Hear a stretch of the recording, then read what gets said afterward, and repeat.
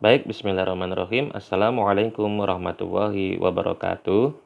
Selamat pagi teman-teman semuanya, semoga selalu dalam keadaan sehat.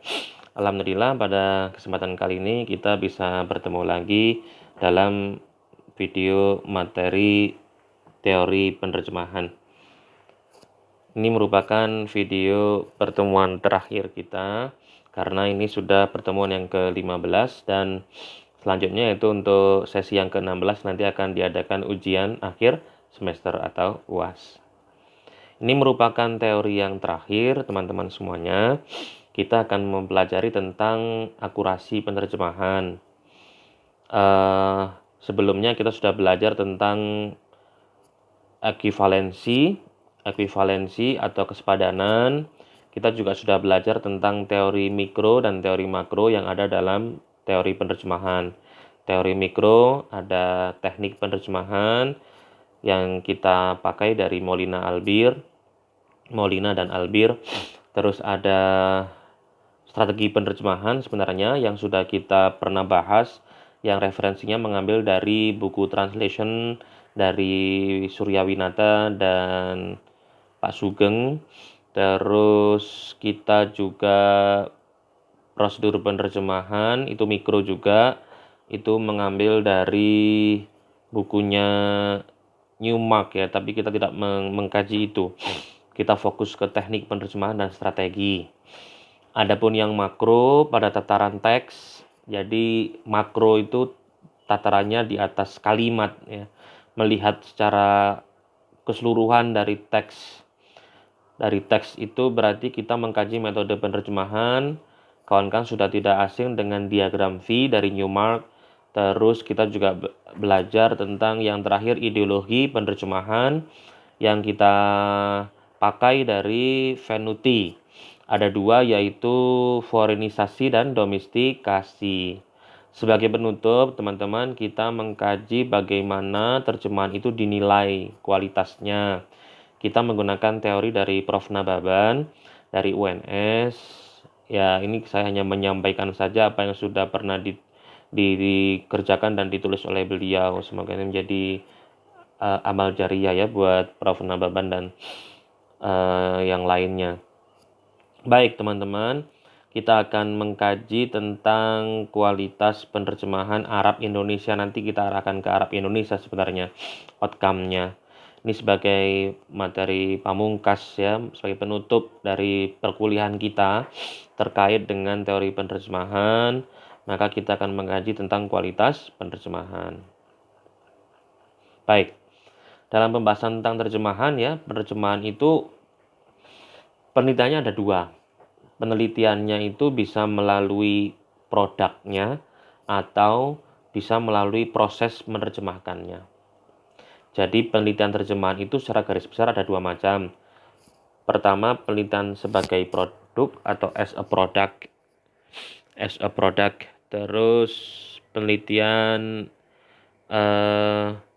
sebagai proses penerjemahannya. Produk itu maksudnya apa? Kita meneliti hasil terjemahannya itu. Hasil terjemah. Jadi sebagai kawan-kawan kalau melihat novel dari bahasa Arab, bahasa Indonesia terus diterjemahkan, melihat terjemahnya, nah itu berarti kawan-kawan meneliti produknya. Terus melihat tekniknya seperti apa, mengkaji metodenya seperti apa, sampai ke ideologinya seperti apa yang dilandaskan kepada produknya, itu berarti teman-teman melakukan penelitian tentang produk. Sejauh ini penelitian di sastra Arab, di prodi sastra Arab itu rata-rata di produk ini. Belum sampai yang ke proses. Kalau proses itu seperti apa? Proses itu nanti kawan-kawan mengkaji bagaimana penerjemah itu mengambil keputusan dalam proses penerjemahannya. Jadi kita meneliti orangnya. Jadi ini gambaran singkatnya ya. Nanti kawan-kawan meminta seseorang gitu ya, suruh berada di dalam sebuah ruangan gitu ya. Terus dikasihkan teks terjemahan. Terus habis itu kawan-kawan mengamati bagaimana dia menerjemahkan.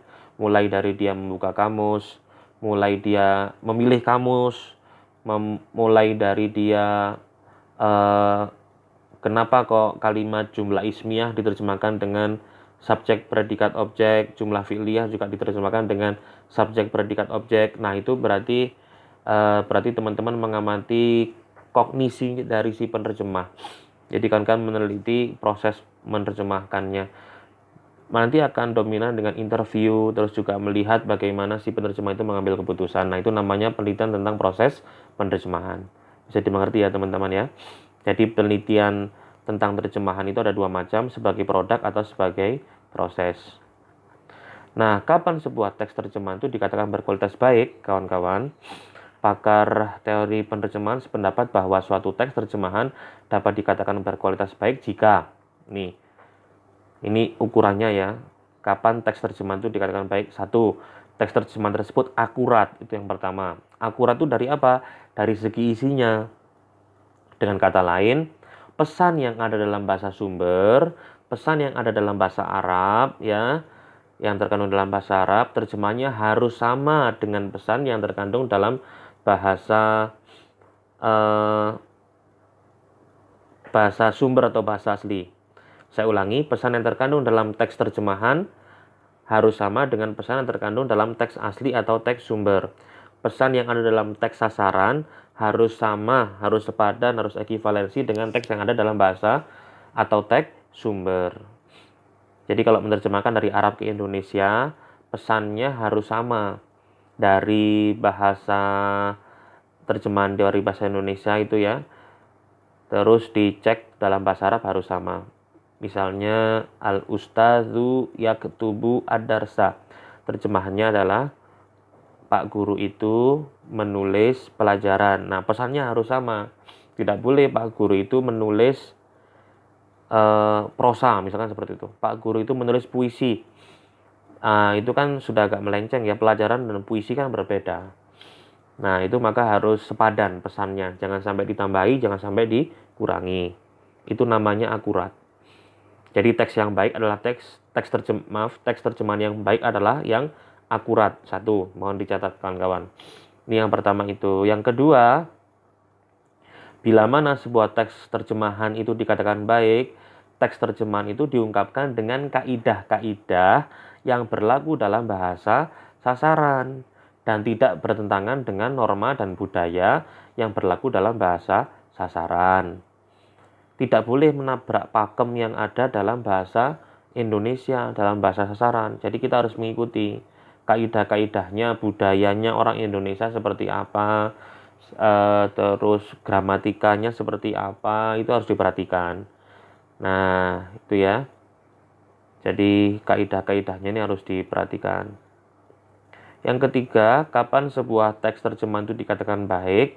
Jika dapat dipahami dengan mudah oleh pembaca sasaran. Jangan sampai pembaca teks terjemahan itu sampai mengernyitkan dahi gitu ya, sampai ini maksudnya apa ya gitu ya, sampai bertanya seperti itu kan berarti susah untuk dipahami teksnya.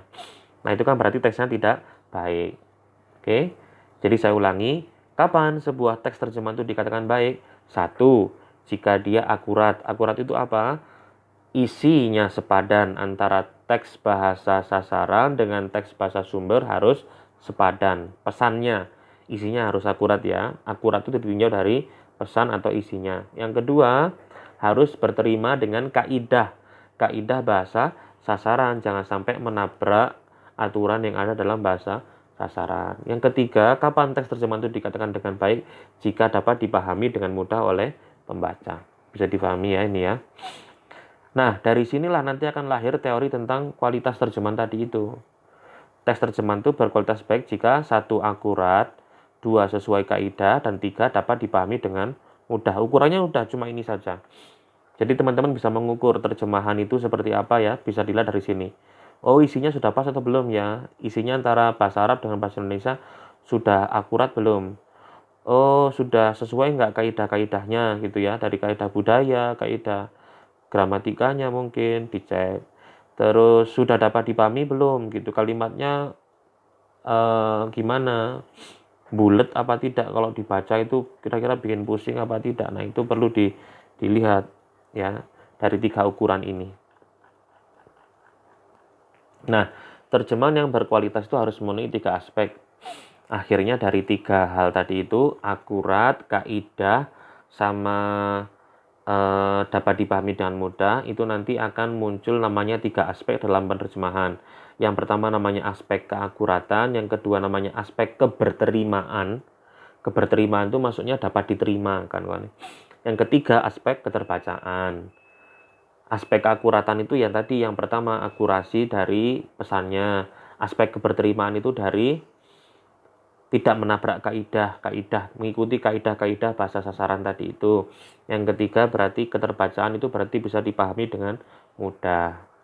Jadi ada 3 aspek ya, mohon diingat. 1 aspek keakuratan, 2 aspek keberterimaan, 3 aspek keterbacaan. Keakuratan, keberterimaan, dan keterbacaan. Nah, akhirnya seperti ini ya, mohon diingat ya bagian ini.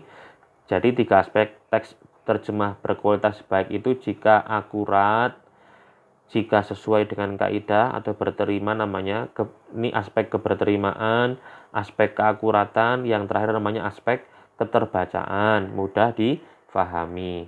Keakuratan, keberterimaan, dan keterbacaan. Inilah nanti yang akan diteliti dalam sebuah produk penerjemahan. Akuratnya, keberterimaannya, dan keterbacaannya. Oke, yang pertama aspek keakuratan. Keakuratan merupakan sebuah istilah yang digunakan dalam pengevaluasian terjemahan untuk merujuk pada apakah teks bahasa sumber dan teks bahasa sasaran sudah sepadan ataukah belum.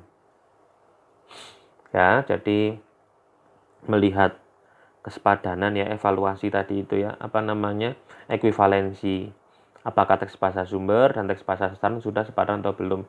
Konsep kesepadanan itu mengarah pada kesamaan isi. Nah, tolong dipahamin ya, isinya. Isinya taunya dari mana, Pak? Ya harus melihat dengan detail ya, teksnya itu isinya apa gitu ya. Isi itu pesan ya, pesannya antara bahasa sumber dengan bahasa sasaran. Suatu teks dapat disebut sebagai suatu terjemahan jika teks tersebut mempunyai makna atau pesan yang sama. Jadi mengukurnya dari pesan atau isinya itu ya. Jadi melihatnya dari pesan dan isinya itu. Terus oleh sebab itu usaha-usaha untuk mengurangi atau menambahkan isi atau pesan teks bahasa sumber dalam teks bahasa sasaran harus dihindari. Jangan sampai terlalu banyak menambahkan atau mengurangi pesannya ya, terutama ya pesannya itu penting. Usaha-usaha yang seperti ini berarti mengkhianati penulis asli. Jadi penerjemahnya berbohong berarti ya. Nggak boleh seperti itu. Karena kita harus menyampaikan bahasa orang ke dalam bahasa kita itu harus sesuai dengan pesannya. Jangan sampai ditambahi, jangan sampai berkhianat. Dalam konteks yang lebih luas, pengurangan atau penambahan dapat menimbulkan akibat yang fatal pada manusia yang menggunakan suatu karya terjemahan, terutama pada teks-teks terjemahan yang berisiko tinggi. Nggak bisa ini ya, kalau kita tambahkan ya, apalagi kalau dalam bidang hukum itu ya, harus pasti. Bidang kedokteran ini, resep-resep obat itu juga nggak boleh sampai ditambah dan dikurangi ya, harus sepadan. Teks agama itu juga penting kawan-kawan. Di dalam bahasa Arab kan banyak sekali teks-teks keagamaan. Itu karena resikonya nanti sangat panjang karena soal keyakinan ya. Antara surga dan neraka kalau agama itu nanti. Teknik itu juga ya. Teknik itu kan prosedur dalam membuat sesuatu. Jadi kita jangan sampai menambah atau mengurangi, harus sesuai. Di dalam literatur teori penerjemahan terdapat beberapa teknik penerjemahan yang dapat dimanfaatkan untuk mengatasi masalah padanan. Kalau kemarin teman-teman masih ingat, dalam teknik itu kan ada namanya deletion. Deletion itu kan penghilangan. Addition itu kan penambahan. Lah, terus bagaimana kita menanggapi fenomena itu? Pak, tadi katanya nggak boleh menambah dan mengurangi. Tapi, kok ada teknik menambah dan mengurangi dalam penerjemahan? Maksudnya apa gitu? Kok kayaknya nggak sinkron gitu ya. Tadi seakan-akan bilang nggak boleh nambah dan mengurangi pesan, tapi kok dalam teorinya ada teknik penambahan dan pengurangan. Nah, perlu dicatat teman-teman, kedua teknik penerjemahan itu bukan dimaksudkan untuk mengurangi informasi itu. Di sini nih yang harus di-underline, yang harus digarisbawahi. Jadi teknik penambahan dan pengurangan itu tidak mengurangi informasi atau menambahi informasi sesuka hati. Ini yang nggak boleh. Tetapi dimasukkan untuk menghasilkan terjemahan yang berterima dan mudah dipahami oleh pembaca sasaran. Jadi yang namanya teknik penambahan dan pengurangan itu tidak menambah atau mengurangi pesan. Yang dimaksud adalah untuk menghasilkan terjemahan yang berterima dan mudah dipahami oleh pembaca sasaran. Dalam praktek penerjemahan yang sesungguhnya, teknik penambahan ditujukan untuk mengeksplisitkan atau untuk memperjelas suatu konsep bahasa sumber, terutama jika konsep tersebut tidak mempunyai one-to-one koresponden dalam bahasa sasaran. Kalau misalkan kawan-kawan pernah baca teks bahasa Arab, itu kan biasanya subjeknya kan tersembunyi, ya kan, tersembunyi di dalam fiilnya. Yarzuku lima yasha, misalkan seperti itu. Yarzuku lima yasha. Yarzuku memberikan rezeki bagi yang dikehendaki. Orangnya siapa? Kan tidak ada di situ. Nah, maka si penerjemah perlu mengeksplisitkan, perlu menunjukkan orangnya siapa. Yarzuku itu siapa? Oh, yarzuku itu kembali kepada Allah. Nah, berarti si penerjemah menerjemahkan yarzuku lima yasha itu dengan Allah memberikan rezeki kepada yang dikehendaki. Nah, penerjemah akhirnya menambahkan kata Allah gitu ya. Apakah dalam hal itu penerjemah menambahkan informasi yang sifatnya itu mereduksi pesan atau melebih-lebihkan pesan? Tidak. Penerjemah hanya ingin memperjelas bahwasanya yang yarzuku, bahwasanya yang memberikan rezeki itu adalah Allah, bukan yang lain. Nah, di situ maksudnya memberikan tambahan itu untuk eksplisit itu seperti itu. Karena dalam bahasa Arab itu subjeknya sering tersembunyi di dalam kata kerjanya. Ya kan? Yarzuku lima yasha itu contoh yang paling mudah itu untuk mengingat-ingat. Nah, oke. Yang kedua namanya aspek keberterimaan. Aspek kedua dari terjemahan yang berkualitas terkait dengan masalah keberterimaan ini penting, kawan-kawan. Sekarang kalau pesannya sudah sepadan, tapi kalau nggak berterima dalam bahasa sasaran, itu juga masalah. Istilah keberterimaan merujuk pada apakah suatu terjemahan sudah diungkapkan sesuai dengan kaidah-kaidah, norma-norma, baik itu budaya maupun bahasa maupun gramatika yang berlaku dalam bahasa sasaran ataukah belum, baik pada tataran mikro maupun pada tataran makro. Jadi harus dilihat keberterimaannya. Jangan sampai nanti malah menabrak aturan yang ada dalam bahasa sasaran, itu juga tidak boleh ya. Aturan-aturan itu harus diperhatikan juga oleh si penerjemah. Konsep keberterimaan ini menjadi sangat penting karena meskipun suatu terjemahan sudah akurat, isinya sudah bagus, pesannya sudah sepadan, tapi kalau dari segi isi sudah akurat, pesannya sudah akurat, tapi kalau ditolak oleh pembaca sasaran karena jika cara pengungkapannya bertentangan dengan kaidah-kaidah norma dan budaya bahasa sasaran juga tidak baik. Dalam budaya penutur asli bahasa Inggris ya, seorang cucu dapat, ini contoh yang paling mudah ini. How are you John? Gitu ya misalkan ya. Anak kecil itu kalau dalam bahasa Inggris itu boleh menyebut kakeknya itu dengan John gitu aja. Ya kan? Pesannya sepadan. How are you John? Bagaimana kabarmu John? Gitu. Coba kawan-kawan bayangkan ketika ada anak kecil bilang ke seorang yang lebih tua, namanya John. Ada anak kecil bilang ke orang yang lebih dewasa, namanya John, bagaimana kabarmu John? Seperti itu kan tidak berterima dalam bahasa Indonesia. Tampak jelas bahwa sang cucu langsung menyebut nama kecil kakeknya John tadi itu. Nah, penyapaan yang seperti itu tentu dipandang tidak sopan bagi penutur bahasa Jawa khususnya ya kan. Ya harus ditambahkan dengan memberikan julukannya ya Mbah atau siapa atau Bapak gitu ya. Nah, itu. How are you Ahmad gitu ya, Bapak Ahmad misalnya bagaimana kabarnya gitu ya. Kalau anak kecil menyebut orang dewasa itu kan, nah itu namanya aspek keberterimaan teman-teman. Jadi harus memperhatikan budayanya, bahasa sasaran harus diperhatikan.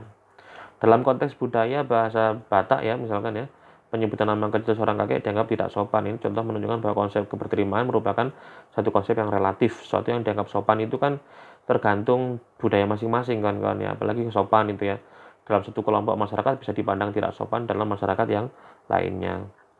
Di atas telah dijelaskan bahwa salah satu parameter dari konsep keberterimaan adalah apakah suatu terjemahan itu sudah diungkapkan sesuai dengan kaidah-kaidah tata bahasa sasaran atau belum. Suatu terjemahan dalam bahasa Indonesia yang diungkapkan menurut kaidah-kaidah tata bahasa Inggris misalnya akan membuat terjemahan tersebut menjadi tidak alamiah dan dalam banyak kasus akan sulit dipahami maksudnya. Jadi harus sesuai dengan kaidah. Pertama itu ya, kaidah bahasa sasaran. Terus suatu terjemahan dalam bahasa Indonesia yang diungkapkan menurut kaidah bahasa Inggris ya, misalnya akan membuat terjemahan tersebut menjadi tidak alamiah. Jadi ada namanya penerjemahan yang alami ya kan. terjemahan yang alamiah. Demikian pula satu terjemahan abstrak penelitian ya sebagai salah satu bentuk dari teks ilmiah akan ditolak membaca sasaran jika terjemahan tersebut diungkapkan dengan bahasa gaul, ya kan? Ini juga melihat konteks ya, kondisi ya. Pesannya sudah sepadan bahasa ilmiah, tapi kok mengungkapkannya dengan bahasa gaul, ya kan? Lu, gue, gitu misalkan. Kan kalau bahasa ilmiah kan harus formal kawan-kawan ya. Jadi harus diperhatikan ya. Demikian pula sebaliknya, suatu terjemahan karya sastra akan tidak berterima bagi pembaca sasaran jika terjemahan karya tersebut diungkapkan dengan tata bahasa yang baku. Sebaliknya, kalau menerjemahkan teks sastra, kok malah diterjemahkan dengan bahasa yang baku, yang ilmiah, itu nanti malah pembacanya malah bingung nanti. Lah ini kok malah kaku nanti kesannya. Nah, itu yang dimaksud dengan keberterimaan. Istilah teknis ini contohnya ya, suatu istilah teknis mungkin mempunyai padanan yang akurat dalam bahasa sasaran. Namun, penerjemah seyogyanya tidak dengan serta-merta menggunakan padanan tersebut, karena bisa berakibat terjemahan yang dihasilkan tidak berterima bagi pembaca sasaran. Dalam bidang ilmu kedokteran misalnya, ini sebenarnya contoh ya ini ya, istilah vagina itu misalkan. Meskipun istilah tersebut mempunyai padanan dalam bahasa Jawa, kawan-kawan tahu ya bahasa Jawanya ini. Nah, penerjemah biasanya tidak menggunakan padanan dalam bahasa Jawa. Kenapa? Karena dipandang tidak sopan, ya kan? Bahkan ini kadang-kadang disebut dengan misfi gitu ya, kadang-kadang ya.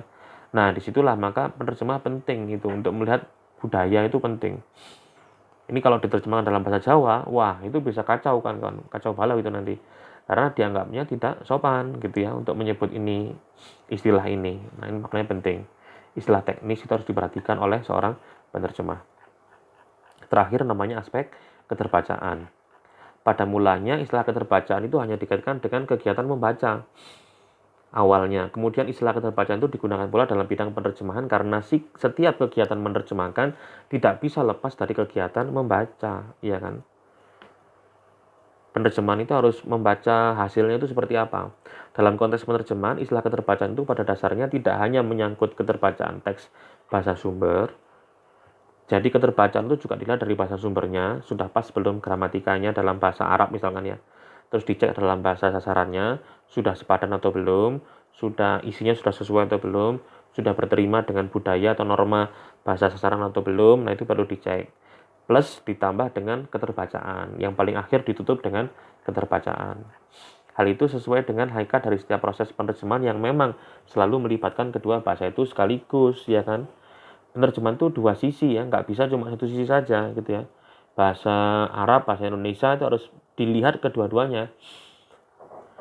Harus dilihat bahasa sumbernya, harus dilihat juga bahasa sasarannya. Akan tetapi hingga saat ini indikator yang digunakan untuk mengukur tingkat keterbacaan suatu teks masih perlu dipertanyakan keandalannya. Karena kalau kita berbicara paham itu kan ukurannya susah kan kawan ya. Kalau norma kan jelas, norma ada yang tertulis, ada yang mungkin tidak tertulis ya. Tapi kan norma itu kan berlaku ya, seperti yang keberterimaan. Gramatika itu kan juga ada pakemnya, ada nahwu sorof dalam bahasa Arab, ada KBBI misalkan, ada tata baku bahasa Indonesia misalkan. Nah itu kan harus ditaati oleh penerjemah ya kan. Nah kalau yang paham itu apa ukurannya, ini memang agak susah kadang-kadang ya. Ya memang harus dilihat tapi bisa diinterview nanti bagaimana, apakah Anda sudah bisa memahami atau belum teks ini gitu ya. Jadi apa kawan-kawan ya, holistik ya. Jadi lengkap sekali. Jadi teori dari Prof. Nababan ini. Misalkan pertama itu harus akurat ya, pesannya sudah sepadan. Tapi itu aja kan nggak cukup pesan sepadan. Pesan sepadan tapi kok menabrak budaya sasaran. Nah itu juga tidak pas ya, maka harus pesan sepadan, terus tidak menabrak budaya sasaran atau sesuai dengan kaidah. Yang terakhir, misalkan pesannya sudah sepadan, terus sudah tidak menabrak budaya sasaran, tapi kok dipahami susah, lah kan juga repot. Nah, akhirnya kan harus tiga ini harus diperhatikan oleh seorang penerjemah. Bahkan Gilmore dan Root berpendapat bahwa ukuran suatu teks yang didasarkan pada faktor-faktor kebahasaan dan pesona insani tidak lebih dari sekedar alat bantu bagi seorang penulis dalam menyesuaikan tingkat keterbacaan teks dengan kemampuan para pembaca teks itu. Ada pesona insani ini ya.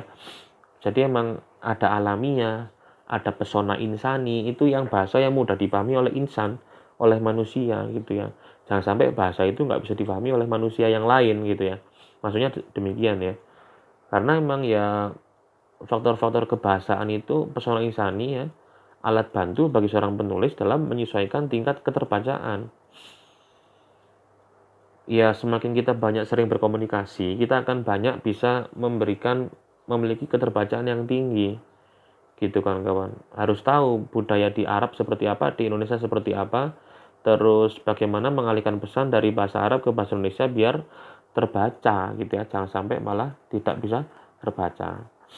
Terlepas dari belum mantapnya alat ukur keterbacaan itu, seorang penerjemah perlu memahami anggitan atau konsep keterbacaan teks bahasa sumber dan bahasa sasaran. Pemahaman yang baik terhadap konsep keterbacaan itu akan sangat membantu penerjemah dalam melakukan tugasnya. Nah, model penilaian kualitas terjemahan yang dihasilkan melalui penelitian akurasi atau kualitas terjemahan itu ya bisa dilihat dari tujuan penilaiannya. Jadi kawan-kawan itu melakukan penilaian itu atas dasar apa ya, model penelitian kualitas terjemahan itu ya, tujuannya untuk apa misalkan. Pertama misalkan ini kok teksnya banyak kata-kata yang susah dipahami ya gitu ya. Nah berarti kawan-kawan terbesit untuk meneliti. Jadi tujuan penelitian adalah untuk melihat apakah produk terjemahan ini sudah sepadan atau belum pesannya, sudah sesuai dengan kaidah norma bahasa sasaran atau belum, terus keterbacaannya bagaimana, kira-kira kalau dibaca itu bisa difahami atau tidak. Nah itu berarti kawan-kawan punya tujuan penilaian. Terus kriteria dan jumlah penilaian juga harus diperhatikan ya dalam model penilaian kualitas ini ya, kriteria dan jumlah penilai, raternya itu ya, raternya harus diperhatikan. Paling tidak rater itu harus mengetahui teori penerjemahan, harus mengetahui bahasa Arab, bahasa Indonesia gitu ya. Dalam memilih, nanti kalau kawan-kawan melakukan penelitian, memilih rater itu jangan asal gitu ya. Wah teman saya gitu ya, jangan. Tapi memilihnya karena dia kompeten kan ya, kompeten. Dia punya kemampuan dalam hal itu. Paling tidak dia pernah membaca teori penerjemahan itu untuk menjadi rater. Terus instrumen ya, dalam penelitian itu pasti ada instrumennya ya kan, instrumen penilaian kualitas terjemahan dan pembobotan. Ada alatnya, ada alat ukurnya ya kan. Kalau kan mau mengukur meja itu kan juga ada alat ukurnya, ada penggaris mungkin atau mungkin pakai meteran itu ya. Itu namanya instrumennya. Kan kalau mau melihat terjemahan itu akurat atau tidak, berterima apa tidak, terus keterbacaannya bagaimana. Nah, itu harus ada instrumennya. Contoh penilaian yang seperti yang diberikan di bawah ini. Nah, maka kita harus melihat tujuan penilaian seperti apa ya. Model penilaian kualitas terjemahan ini dimasukkan sebagai instrumen untuk mengukur kualitas teks terjemahan dari bahasa Inggris ke dalam bahasa Indonesia ya. Ini contohnya ya. Karena dari Prof. Nababan itu kan dari bahasa Inggris ya. Nanti kita bisa menerapkan ini dalam bahasa Arab ke dalam bahasa Indonesia. Kualitas terjemahan yang diukur meliputi tingkat keakuratan ya, pengalihan pesannya pasti, keakuratan pengalihan pesan, tingkat keberterimaan, dan tingkat keterbacaan teks terjemahan. Sementara jenis teks yang dimasukkan adalah teks ilmiah. Kawan-kawan juga harus paham dengan karakter teks ya. Jadi yang diterjemahkan itu teks apa? Al-Quran, hadis itu kan teks keagamaan, itu sensitif, harus diperhatikan baik-baik ya. Kalau perlu kata per kata harus dilihat. Terus teks ilmiah itu kan juga, teks yang penuh karakter ya. Bahasanya formal ya kan, jangan sampai nanti malah menggunakan bahasa percakapan sehari-hari gitu ya. Terjemahan di bidang hukum, pertanian gitu ya. Makanya terjemah yang profesional biasanya tidak mau menerima yang tidak sesuai dengan bidangnya. Kalau dia tidak mampu menerjemahkan yang kedokteran ya dia angkat tangan ya, tidak semua diterima gitu kan. Itu namanya profesional. Tingkat keakuratan pengalihan pesan ditetapkan oleh seberapa akurat isi. Ini tujuan tadi itu ya. Keakuratan itu berdasarkan, jadi saya ulangi lagi, untuk mengukur keakuratan ditinjau dari isi pesan teksnya ya. Bahasa sumber diletakkan dalam bahasa sasaran. Tingkat keberterimaan terjemahan dinilai atas dasar apakah isi atau pesan teks bahasa sumber tersebut sudah diungkapkan sesuai dengan kaidah-kaidah norma budaya. Ini memang sambung menyambung kawan-kawan ya. Isinya sudah sepadan, tapi kok menabrak, lah kan juga repot. Isinya sepadan, oke, sudah tidak menabrak kaidah, tapi kok nggak mudah dibaca, loh kan repot ya. Nah ini kan saya garis bawah ini ya, isi, kaidah, kemudahan, ini maksudnya itu seperti itu, kemudahan membaca maksudnya. Tingkat keterbacaan itu kan ukurannya pada kemudahan itu loh, kemudahan suatu teks terjemahan untuk dipahami oleh pembaca sasaran. Jangan sampai pembaca itu pusing membacanya itu ya, jangan sampai itu ya. Nah, penilaian baik terhadap tingkat keakuratan, tingkat keberterimaan, dan tingkat keterbacaan terjemahan dilakukan secara terpisah. Terus caranya menilai itu terpisah ya, yang akurat tadi sendiri satu sesi, yang keberterimaan sendiri sesi yang lain, keterbacaan juga sesi yang lain gitu ya. Terpisah itu namanya. Penilaian yang seperti ini dilandasi oleh pemikiran bahwa pada dasarnya konsep keakuratan, keberterimaan, keterbacaan merupakan konsep yang terpisah satu sama lain. Di samping itu, pemisahan penilaian itu akan membuat proses penilaian lebih fokus. Kenapa kok harus pisah? Karena biar lebih fokus ya. Yang akurasi sendiri, yang keterbacaan sendiri, yang keberterimaan sendiri, itu kenapa? Supaya lebih fokus. Karena satuan terjemahan yang dikaji berada pada tataran kata. Yang dikaji mikro ya kan, kata, frasa, klausa, kalimat itu ya. Dilihat dengan rinci ya. Penilaian terhadap kualitas terjemahan menjadi sangat rinci. Jadi kalau meneliti kualitas itu memang harus dilihat satuan bahasanya kan kawan ya. Kita pakai teknik itu teknik penerjemahan di tataran mikro, bagaimana menerjemahkan misalkan babu faslin gitu misalkan ya, atau misalkan kitabu ustadzin gitu ya, itu kan frasa ya, diterjemahkan apa, buku ustadz atau buku milik ustadz atau buku milik pak guru atau buku guru. Nah itu kan tergantung choice dari si penerjemah ya. Dia menerjemahkan buku ustadz, nah berarti dia forenisasi karena ustadz diterjemahkan dengan ustadz. Buku guru misalkan, nah berarti dia domestikasi ideologinya karena dia menerjemahkan dengan kata guru yang lebih lokal ya kan. Nah meskipun demikian, penetapan padanan tidak akan pernah lepas dari konteksnya. Konteks itu juga penting kawan-kawan. Jadi setelah kita berhasil menerjemahkan satuan mikro, kata, frasa, klausa, kalimat, konteksnya juga harus dilihat konteksnya ini. Karena yang namanya bahasa tidak bisa berdiri sendiri, dia pasti akan terikat dengan konteks yang ada di luar bahasa itu. Teks jenisnya apa, kalau perlu sampai yang menulis itu siapa gitu ya. Terus yang membaca nanti siapa, itu semuanya unsur-unsur yang ada di luar bahasa. Harus diperhatikan. Jangan sampai nanti misalkan contohnya teks untuk anak-anak diterjemahkan menggunakan bahasa orang dewasa. Nah itu kebalik-balik nanti ya. Jangan sampai itu.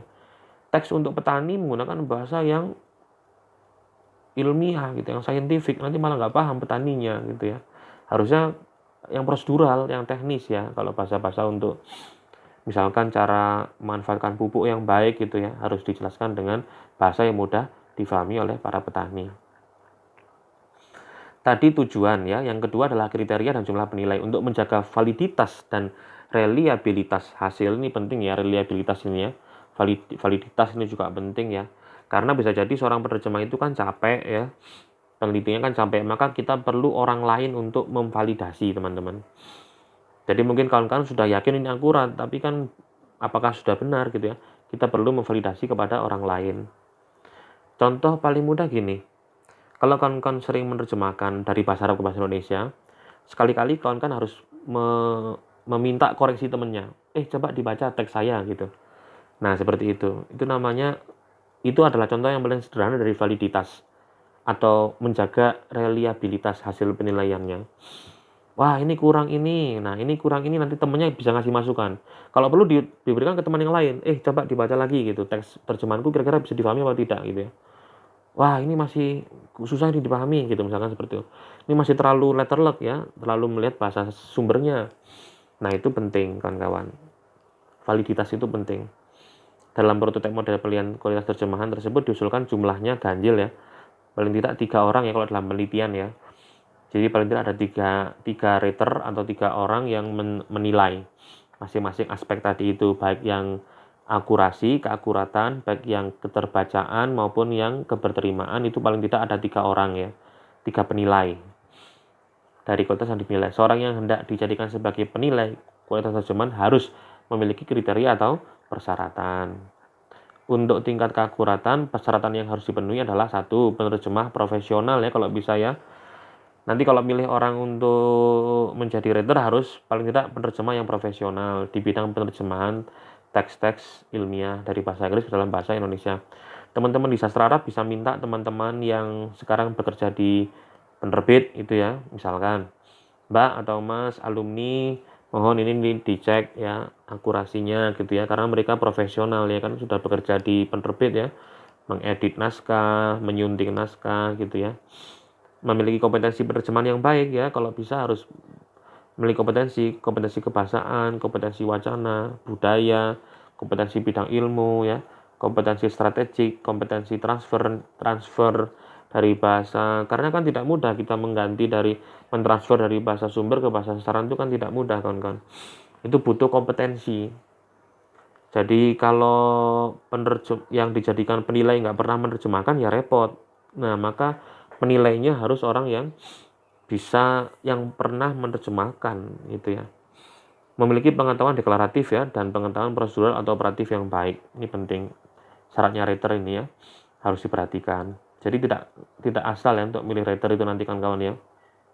Selama ini kan kita mudah ya untuk memilih writer itu ya, tapi harus diperhatikan juga ya faktor-faktor yang lain. Nanti kalau kawan-kawan nanti penelitian ya, harus dicari ya writer yang baik.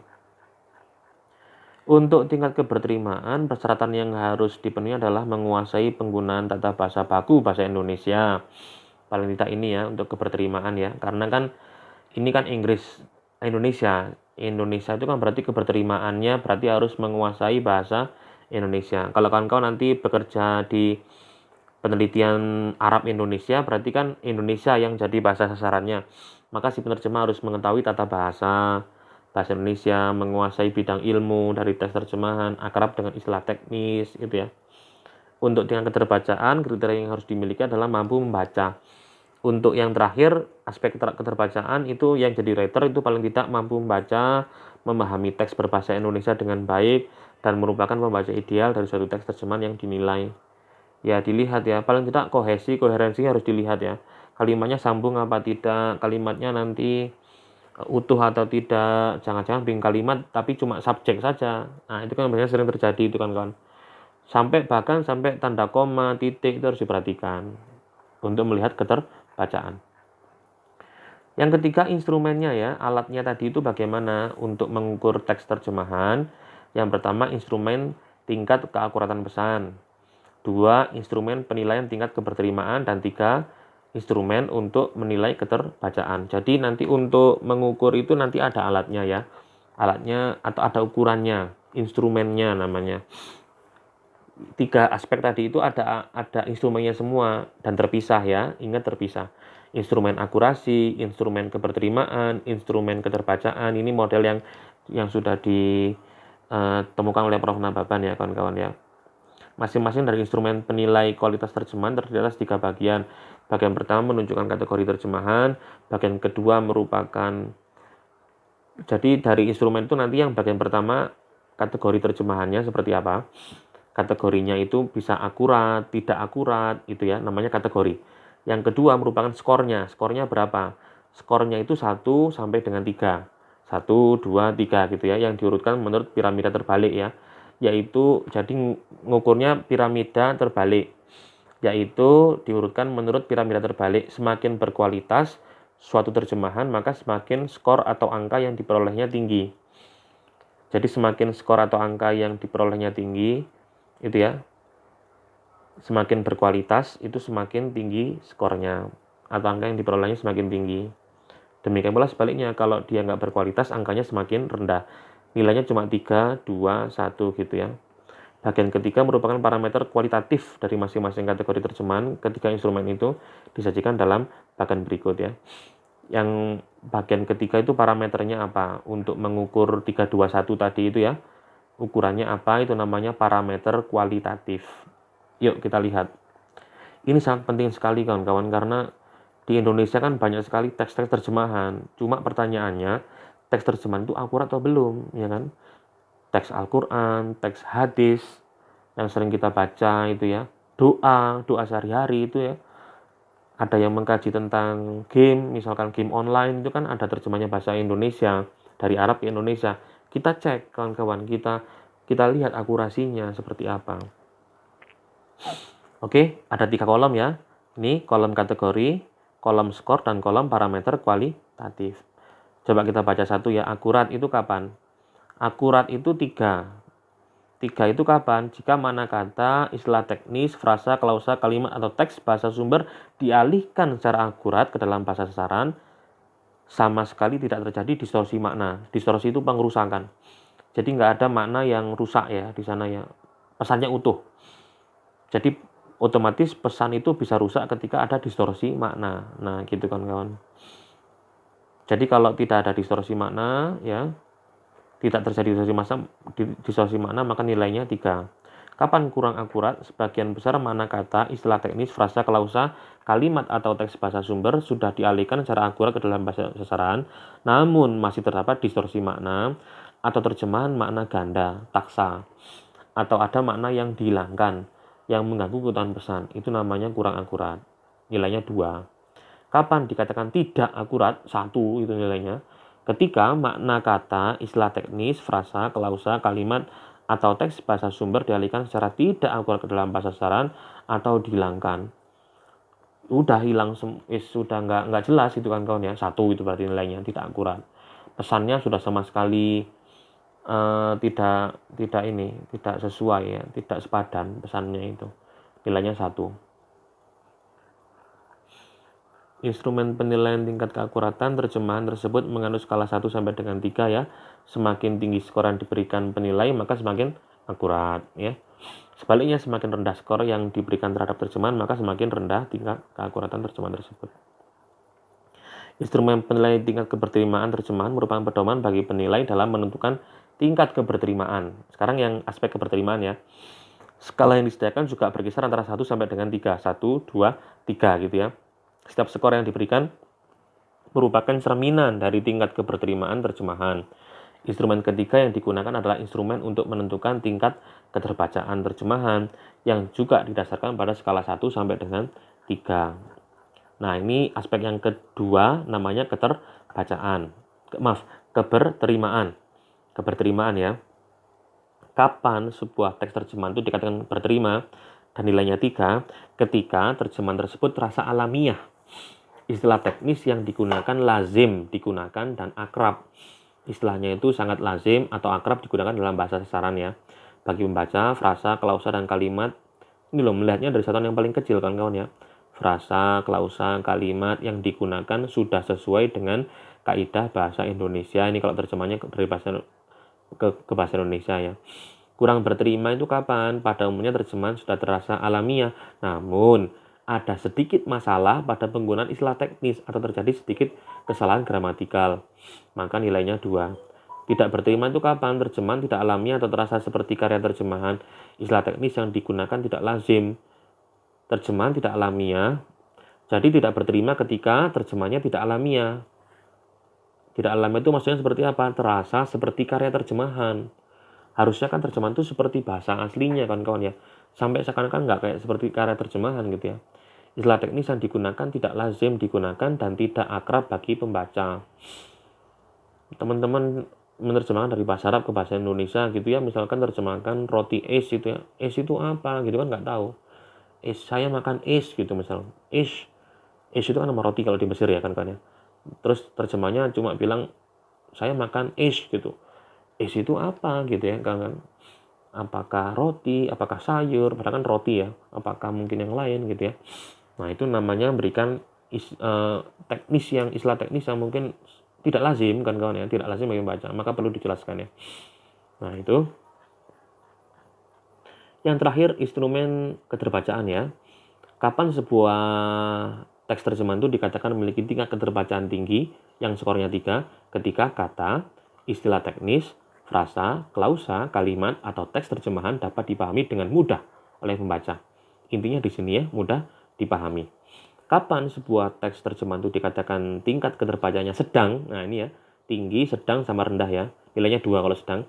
Pada umumnya terjemahan dapat dipahami oleh pembaca, namun ada bagian tertentu yang harus dibaca lebih dari 1 kali. Nah, ini kan kawan ya. Dapat kan kalau pernah membaca teks terjemahan ya, terus nggak paham, diulangi lagi ya kan. Tadi apa ya maksudnya ya gitu. Nah, diulangi lagi. Itu berarti dia tingkat keterbacaannya sedang gitu ya. Tapi kalau dia landai gitu ya, bacanya terus gitu ya, berarti tingkat keterbacaannya tinggi. Ya, bisa dipahami ya. Kalau baca terus habis itu loh, Kok nggak paham? Diulangi lagi sampai dia paham. Itu berarti kan tingkat keterbacaannya tidak bagus. Nah, itu namanya terjemahnya sulit dipahami oleh pembaca, maka tingkat keterbacaannya rendah, nilainya 1. Nah, gitu ya. Ini caranya mengukur hasil produk terjemahan seperti ini kawan-kawan ya. Contoh dalam bahasa Arab ya. Hadhil mar'ah haqiqiyah min lahmin wadamin. Qabalatha fi sijnil qanatir mundu bid'ati a'wam. Contohnya. Coba dilihat terjemahannya. Ini hadhihi ya kan, adalah kisah seorang wanita. Nah, ini kan berarti si penerjemah melakukan eksplisitasi ini kawan-kawan. Di sini kan coba kawan-kawan cek, kisah mana? Kisah nggak ada di sini. Seorang mungkin almarah karena 1 ya. Maka penerjemah menambahkan seorang, tapi kan di sini nggak ada kisah. Tapi ini kan novel, maka si penerjemah eksplisitasi ini. Ini adalah kisah seorang wanita, hakikiyah itu sejati. Nah, ini sama si penerjemah dihilangkan, kawan-kawan. Coba kawan-kawan lihat, min lahmin wadamin. Araftu mana laham? Laham itu artinya kan daging, darah gitu ya. Jadi ini istilahnya sama si penerjemah diganti sejati ini ya. Kalau kita terjemahkan secara letterlek ya, ini jadinya seperti apa? Ini perempuan yang sebenarnya hakikoh ya kan, hakikiyah. Yang sebenarnya dari daging dan dari darah. Maksudnya apa itu? Jadi dia emang bener-bener perempuan ya, baik dari dagingnya, dari darahnya gitu ya. Dicek itu emang bener-bener perempuan. Tapi ini kan istilahnya orang Arab bilang seperti itu. Nah, si penerjemah akhirnya menjadikan ini adalah kisah seorang wanita sejati gitu kan kawan ya, sejati gitu ya. Nah, ini kasusnya kan di sini kan. Qabalat safisi jeni qobal tuha ya saya, qobal tuha tu saya bertemu dengannya ya. Nah, di sini ya sijen araf mana sijen penjara, konatir nama sama ya, mundu beberapa ya, sejak ya, bid'ati awam tidak ada masalah ya, beberapa tahun. Nah, yang jadi masalah kan di sini. Nah, ini bagaimana si penerjemah mengatasi kasus seperti ini ya. Pesannya sepadan apa tidak sepadan ya mungkin ya. Terus di sini kira-kira sudah ini belum ya, sudah bisa berterima atau belum, mudah dibaca atau belum. Ini adalah kisah seorang wanita sejati ya, bisa dipahami ya. Saya telah berjumpa dengannya di penjara Konatir beberapa tahun yang lalu. Nah, ini berarti sudah tidak ada masalah ya, karena cuma ya ini kan dalam kasusnya dalam bahasa Arab kan ada yang ini. Hadil mar'al hakikiyah min lahm wa damin, ini kan yang akhirnya sama si penerjemah dihilangkan. Lahm wa daminnya diganti dengan wanita sejati. Nah, gitu. Latihannya ya ini nanti kalau ada waktu bisa dikerjakan ya. Bacalah sebuah teks bahasa sumber dan bahasa saran yang Anda miliki, baik karya sastra, teks keagamaan, kan berbeda ini genre-nya. Sastra, agama, teks ilmiah itu juga berbeda. Terus tentukan istilah teknis ya. Istilah teknis itu istilah yang unik, yang mengandung term tertentu ya. Namanya istilah teknis ya kan. Makanan, kuliner, budaya, itu kan Newmark kan dia punya, Newmark itu dalam bukunya ada terkait dengan istilah-istilah teknis budaya tertentu ya kan. Dari teks bahasa sumber dan lihatlah terjemahnya dalam bahasa saran. Terus kan cek lihat jadinya seperti apa menerjemahkan. Kemudian tentukan aspek keakuratan, terus dilihat ya sudah akurat atau belum, dilihat dari isi pesannya sudah sepadan atau belum. Keberterimaan, kira-kira dia kaidahnya sudah benar atau belum, sudah sesuai dengan pakem, gramatika, norma budaya sudah sesuai atau belum. Keterbacaan ya dilihat apakah nanti kalau dibaca itu mudah atau tidak dipahaminya. Oke. Nah, ini nanti kalau ada masalah-masalah dalam pola penerjemahan ya kawan-kawan ya. Istilah teknis tadi itu kan bisa melihat dari kalimat berobjek, misalkan bisa bermaf'ul mutlak, berketerangan itu ya. Ahadul ayam, yaumun minal ayam, ini dari Buswatun di UGM ya kawan-kawan ya. Pola-pola yang ada dalam penerjemahan Arab itu ya. Qobla, ba'da ini kan biasanya jadi masalah. Ya jibuan, hunaka, min, pola maza, titik min, ma, titik min, ini kan biasanya ada ini. Ada man, nutoh min, nutoh ma, min, nutoh man. Ini kan pola-pola dalam bahasa Arab yang nanti akan menimbulkan apa ya, permasalahan dalam penerjemahan dari bahasa sumber menuju bahasa saran. Ini yang sudah dirumuskan oleh Bu Uswatun Hasanah ya, dosen di Sastra Arab UGM, tentang pola-pola penerjemahan Arab. Oke, mungkin itu yang dapat kami sampaikan kawan-kawan. Kita sudah berproses ya dari teori penerjemahan dari awal ya kawan-kawan ya, mulai dari kita ketemu di kelas ya, baik yang sifatnya luring ataupun yang daring ini. Semoga ini menjadi usaha kita bersama untuk memahami teori penerjemahan. Pastinya akan banyak kekurangan, tapi setidaknya kita terus termotivasi untuk membaca. Dan penerjemahan itu tidak hanya sebuah skill ya, tapi penerjemahan itu bisa menjadi scientific, bisa menjadi sebuah ilmu yang harus kita pelajari teorinya. Kurang dan lebihnya kami mohon maaf kawan-kawan. Semoga sehat selalu dan semoga menjadi ilmu yang bermanfaat, menjadi amal jariah bagi kita semuanya. Assalamualaikum warahmatullahi wabarakatuh.